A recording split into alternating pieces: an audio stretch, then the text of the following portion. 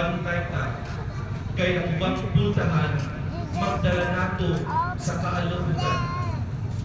Ang ubang pultahan magdala nato sa pagtintal nato sa pagbuhat ug kasal-anan.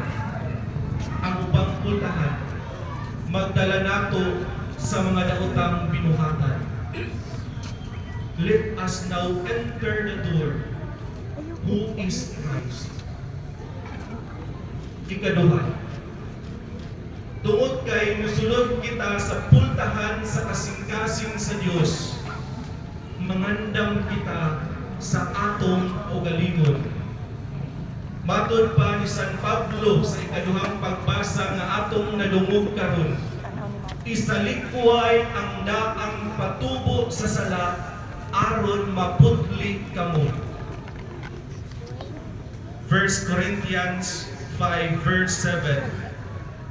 Tinuod mga igsuon, si Jesus man ang maglipyo kanato, siya sa ang muhatag sa atong kaugalingon, maghimo kanato ug angayan. Apan bisan pa niini, kinahanglan gihapon nato nga muhatag sa atong kaugalingon. Maningkamot kita nga maghimong angayan nga musulod sa maong pultahan. Biyaan nato